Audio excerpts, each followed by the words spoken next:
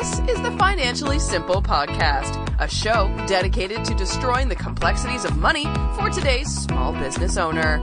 And now, here's your host, pizza-loving, certified financial planner, Justin Goodbread. Welcome to Financially Simple. I'm your host, Justin Goodbread, and today we continue our examination of best-in-class sales.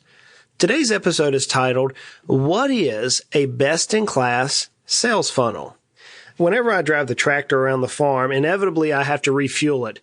And we keep diesel in some 5-gallon cans. They're yellow. And I go to the store and put, maybe 40 gallons of diesel in my cans. And that way I don't have to drive the tractor down the road. And then I don't have to load up on the trailer. I can just pour the diesel fuel into the tractor.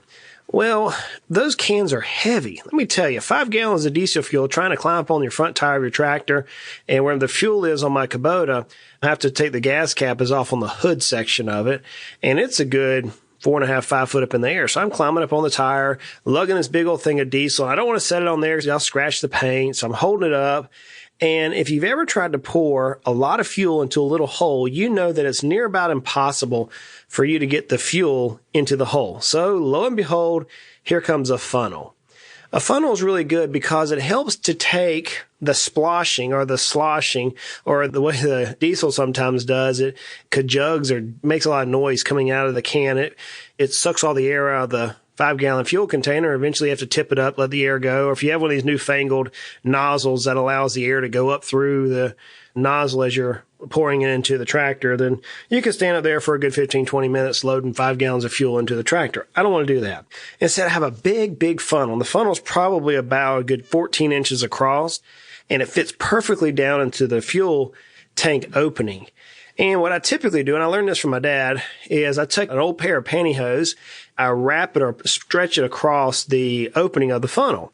That way, as I'm pouring the fuel into the funnel, any contaminants that I may have in the 5-gallon container won't go into the tractor's fuel tank. So it picks up little pieces of dirt or debris. It doesn't separate the water, which, on a diesel motor, you actually have to have a water separator. So I have one of those on the tractor. But the funnel works really good. It works really good from taking a lot of content and narrowing it way down to a single point to where I can just dump the fuel in. I don't have to focus on exactly where it's hitting, and the fuel easily goes into the little small opening. And that's what a funnel does. Now, we have funnels in so many things. Perhaps the most amazing funnel we have in business is called the marketing funnel. And we're going to talk some time about our deep dive into marketing in the next particular deep dive. But right now we're talking about sales. And in order for sales to begin, it actually begins with marketing. But I wanted to cover sales first because it helps me to understand, I should say, how vital marketing is when it comes to sales. So if we understand that the sales process begins with marketing, inevitably your customer that you're working to sell, and I use that word in its purest form, if your customer who you're going to sell a product or a service to, they first have to be marketed to. So we're going to understand that. I'm going to skip over the marketing area of the funnel, and I want to drive down into what actually makes that person buy. So according to the CBE, 57% of buying decisions is made before a salesperson gets involved. So let's think about it in this format. Let's say that you want to purchase something. You begin doing your due diligence. You begin investigating this particular product or service that you're going to buy. You may go out on the website. You may talk to friends. You may read ads. You may read books. You read something. I'm currently trying to decide on what type of vehicle. I need to buy a new vehicle. And so I began going on Edmunds and going on Carfax and going on some research things to decide which type of vehicle I want to purchase. So I began doing some due diligence. Now, interestingly enough, 57% of the buying process is completed before you ever contact the supplier, before a salesperson ever gets involved. So more than half of your mind is already made up. And now what's interesting is that during this time period, as people are beginning to do their own due diligence, most of the time we are making decisions based upon price. So go back to my car analogy. I know that I want to buy a car. I have to buy a car. One of my vehicles is going down. And so I'm looking at the various makes and models. I'm looking at what me and Miss Emily need for our family. and we're trying to decide on which vehicle best fits us. And one of the first things I look at is price. So whenever you're dealing with this due diligence process, your customer automatically has a price point on this product or service.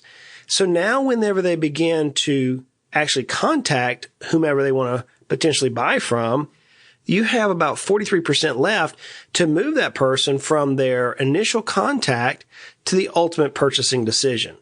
So marketing is that first 57% according to the CEB. The 43% is what we're talking about. That's the sales funnel. That's moving me from thinking about buying a vehicle to actually signing and buying a vehicle. That's the process we're dealing with. Now, another interesting fact is according to the Aberdeen Group, 16% of all customers are always searching for alternatives. Yes, that means your current customers, 16% of them are always searching for alternatives. They may be looking at your price. They may be looking at your service. They may be looking at your product. And they're trying to decide if there's a better price, product, service that aligns with where they're at and what they're trying to accomplish. So those are two interesting facts that you can use. So that leads us now to the sales funnel. So I want to talk to you about two different types of sales funnels. Now, in order for me to walk you through, we have this imagery of a funnel as pouring a liquid from a larger container into a very small container, much like I do with my tractor.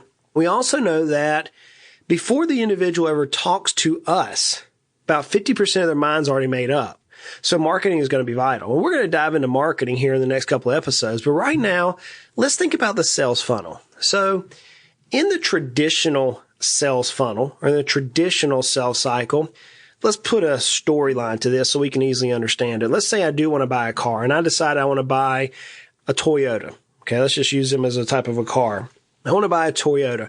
So I've already gone online. I know that I want a silver Toyota and I want it to be all-wheel drive and I want to have leather. And you have a particular wish list. So now I find a price point online to which I agree with. It's a very reasonable price for this particular make and model. So I reach out and I contact the dealership or I contact those who are selling the vehicle. That is the initial meeting. So that's step number one. So whenever I walk into the Toyota dealership and now here I am greeted by a salesperson, and that salesperson then listens to me. What are you looking for? Well, I'm looking for a silver vehicle that has all-wheel drive and leather. And I saw one on your site that looked like the price point matches where I'm at. And that individual is listening to me in the greeting format as a customer. I'm trying to internalize, does this person really know what they're talking about? Do they have in my best interest what I need to deal with? Are they listening to me? And the salesperson is trying to qualify, can I purchase what I'm asking for? So there's two steps there. The first one is in the sales funnel, your salesperson is going to meet with me, the potential customer. The next thing your salesperson is going to do is they're going to talk to me about my needs. They're trying to qualify what I'm looking for. They're going to say, well, Justin, you want a new vehicle. That's right. I have 3 kids. Oh, okay. So we're probably not dealing with a 2-door sedan. Nope. I'm not going to be dealing with a 2-door sedan. Well, do you need a SUV? You know what? I really don't need an SUV. I already have one of those. My wife drives a big SUV. And so we don't need a really big vehicle. Okay. So now they're trying to narrow me down to qualify my needs.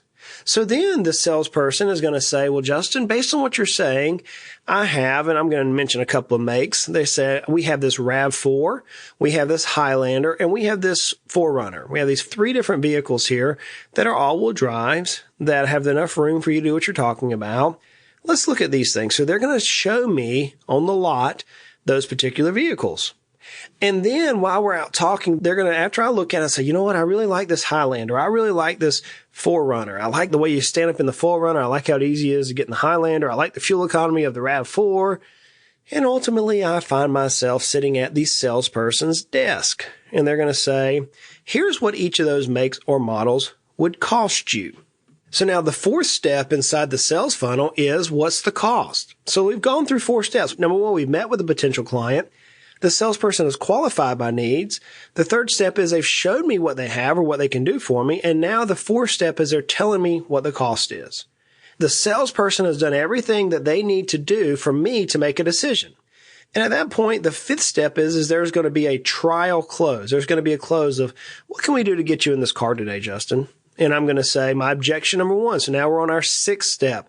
I'm going to say, you know what? I'm not one who makes very hasty decisions. I like to think things through. Can you give me that information and let me think about this? And then the salesperson is going to say, no problem, Mr. Goodbread. We're going to get you that information now. May we follow up with you tomorrow to see if you had any other questions which came up? And they're going to try to handle my objections. Now, if they're a pushy salesperson, the objection number one that says, now, Mr. Goodbread, none of that really matters. What matters is us seeing you drive off in this vehicle today. They've just lost me on the sales. So they know that you have to funnel me down to the point that I can make a decision. And if they say, Mr. Goodbread, may we contact you tomorrow to see if you have any follow-up questions? And I say, sure, that's no problem. Then they're going to hold off and they're going to try to come back to another close tomorrow. If I say, you know what, I'd rather you not contact me tomorrow. Could we wait a couple of days? Or, you know what, let me just think about this. Then that is objection number two. And now they're going to try to say, now, Mr. Goodbread, what are we missing here? And they're going to try to bring me back to the point to make a decision. The decision either to move forward and buy the vehicle or the decision not to buy the vehicle.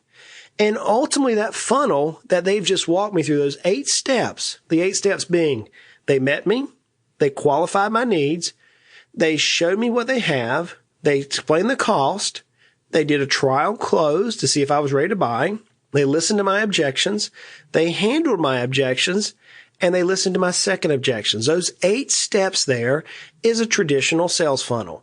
And in those formats is to bring us to the point of making a yes or a no answer. Now, if you're like me, trying to buy a new car, I'm not going to make a decision overnight. In fact, I've been vacillating on this thing for about a month now. I know I got to buy one. I know I've met some very nice salespeople who are not overly pushy, who've met my objectives. Whenever the time comes, I'll probably go back and talk to them. But it's because they walk through that traditional sales process. You are listening to Financially Simple, destroying the complexities of money for today's small business owner. Now that leads me to what is a best-in-class sales funnel? You know, it's not that much different, but we're going to analyze some aspects slightly differently. We're going to bring this up to 5 points. 5 points on the process. So the first one is going to be marketing. We're going to market super efficiently just to me, Justin. They're going to market to that 40-year-old husband, wife who has 3 kids, who is looking for economy, but at the same time still likes to not look like they're driving around in a minivan. No offense to you who drive a minivan. That's just not for me. I have a hard time seeing myself going to the dove field or going to the deer stand in a minivan. It ain't going to happen. I got to have a four-wheel drive with some lugs on the tires to let me get through the mud. So they're going to market to me. I'll tell you, it's so easy. I had this memory of the reason why I'm against minivans. It goes back to marketing. I can remember at age 18, my mom and dad had just bought a GMC Astro van, sliding door on the side that if you didn't watch out, your whole arm would get cut off when it slammed shut. One of those old vans. And I can remember there was a commercial on TV, and it was dealing with the armed forces. It was talking about I think it was the Navy SEALs. They were coming up out of like green algae water. And here these, bad boys are, full blackout gear, the makeup underneath their eyes that are showing like, just look like tough dudes. They have bandanas on. And as they rise up out of the water, their carbines or guns come up out of the water and they're, scoping the area. One guy's got a big belt-fed machine gun, looks like an M60. And these bad boys, they're like flying in, jumping out of airplanes, and they're like laying on boats that were going hyperspeed. And it's all about the Navy. So it was a commercial for the Navy trying to get people to enlist. And it flips in the middle of all this cool stuff. I mean, like man stuff, good stuff. It flips in the middle of this to some guy wearing a plaid shirt with a pocket protector, his little pins in his pocket, with a kid on each arm, and his wife having a kid on each arm, looking at this minivan, and it says, and to think, as you're doing this, some poor soul is buying a minivan. Yeah, ever since that commercial, I have a hard time with minivans. But that all goes back to marketing. On the top sales position or the top sales funnel, the very first thing is marketing. So they're marketing right. The next thing they're going to do, though, is they're going to relate to the prospect. Instead of going in the traditional sales cycle to where I have to walk in, now whenever I walk in, the salesperson is instantly going to develop a relationship. Hey man, Justin, I noticed you're here with your 3 kids. Actually, this happened. I walked into a CarMax. I don't mind saying I walked into a CarMax, and a salesperson walked up to me and he said, man, my kids are about the same age. That was his first thing he said to me. And I went, oh, really? You know, cause he made me feel good. He noticed my children. And he said, hey guys, what's your name? Here, hey, I've got a candy for you. He instantly engaged in relationship. He wasn't there to instantly gather what my need was. He was there with a relationship style agenda. And he related to me the prospect. Slightly different than whenever I walk in, how can I help you versus an order taker. He related to us and he followed up in a text message and said, hey man, let me know whenever your son does this. This is pretty awesome. Now I know he's there to get a sale. I get it. I know what he's doing. I'm actually doing a podcast on what he's doing. I understand it, but I got to tell you, it made me feel good. It made me feel good when he looked at my children and he bragged on them a little bit. And he said, my little girl's about the same age. Are you doing this? And he was trying to find some commonality. But what he did was number 2 in the process is he related to me. Now, he didn't go straight into trying to find my needs. No, he related first. And he had a small agenda. Now, I know that when the older couple walks in, he's going to talk to them in another format of relationship. It's a good system, not a bad system. The third step in the system is he is going to begin qualifying. So as we walked around, and this guy was really good, and I'm not trying to do a commercial for CarMax. I don't get paid by anybody. I'm just telling you that this is a sales system that works. It's a best-in-class sales system. What he did was he began finding compelling reasons for me to work with him. He would say, hey, now, Justin, have you looked anywhere else? I said, yeah, I'm kind of looking at Toyotas. I don't know if I want to buy new. And he said, you know, there's nothing wrong with buying new. Was never ugly. He said, there's nothing wrong with buying new, but you know, the cars depreciate about 18% when they come off. And I said, actually, there's not quite 18%. It's more like 6.5% what I calculate. He goes, oh, okay. So you've done your homework. So you know the reason why it's always best to buy used. And I said, well, I don't know about always, but I understand what you're saying. So he was trying to find compelling reasons for the two of us to work together. He also was trying to find compelling reasons on the decision of the vehicle I was trying to buy. He was gaining a commitment. Now, Justin, when do you think you need to make this decision? And I said, you know, that's a great question. I certainly appreciate you asking me that question. He wasn't trying to push me. He was saying, what's your timelines? And basically what I was asking. And I said, man, I don't do anything very quickly. I'm more of an analytic. I like to think through things. Okay, Justin, may I help you through this process? If I find a vehicle that works, that makes in the parameters, can I text that to you? I said, man, please, feel free. And guess what? He's texted me 3 times over a course of 3 weeks. Not overbearing. He listened to me, but he's qualifying me. Now, there's going to come a point to where I will make a decision to move forward. And that's where the 4th step comes into place. Now, he's already begun laying out the 4th step. And the 4th step is closing the sale. He has got to close me. Closing not a bad thing. It's a way of wrapping and moving through the sales process. Okay? So don't let that have a negative connotation to it. He is going to listen to me, or she. There's another lady there who's been helping me just as equally valuable. One of them are going to help me if I end up going to CarMax or wherever I go. It doesn't matter. They're going to help me in a closing process. And there's 2 types of closes that you can do. One is called the presentation close. That's the close I do. Whenever I work with Heritage Investors, my registered investment advisor that I work with investment management clients, or if we're doing financial planning for business owners, we go through a presentation style element. It's where we present what we're seeing, the pros and the cons, and let the client make a decision whether or not to move forward or not. Some people use, and this is where the old car dealerships used to use, and some of them still do. In fact, I had this negative experience at a local dealer. They use an ambush element. Ambush element, I said, you know what? I'm not going to move very fast right now. And the sales guy got up and went and got his manager. The manager comes over, a little bit more pressure. You probably see this most if you've ever tried to get free tickets from a timeshare company. My wife and I got free tickets one time. It took us like forever to get them, but we ended up getting about $1,000 worth of tickets for about 4 hours worth of listening and saying no, no, no. And they use an ambush element often. And so oftentimes you'll use one of those 2 types of closing, but that's the 4th point. So the first point is you're going to market specifically to that individual. The second point is you're going to relate. You've got to relate to the prospect. That's so new. In our XY generation, we want to know. In our millennial generation, we want to feel like we're involved. The third step is we're going to discover. You're going to find compelling reasons. You're going to get commitment. You're going to manage the decision process. You're going to figure out what financial investment you and the other party is going to do. Ultimately, you're going to come to a closing, and either you're going to move forward or you're not.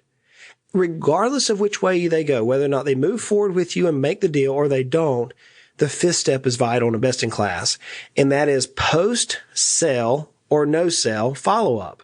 So when you get to that point where somebody says, yes, I want to work with you, or no, I don't want to work with you, either one of those, you have to have follow-up. You have to have follow-up. So if someone buys a product or service, you want to make sure that was a good experience. You want to be able to get testimonials. You want to be able to have those things for your own business. If someone says, you know what, now's not the time, or no, I'm not going to buy from you, you want to have follow-up. You want to know why they didn't buy from you. Do they go buy from a competition? If so, why? That is a modified sales funnel. You don't have 8 steps. You condense them all down to 5 specific steps. Going to market. Your market's going to be great. You're going to relate to your prospects. You're going to go through a discovery. You're going to close the sale, and then you're going to follow up. Friends, that's a long way from where we've experienced on many businesses.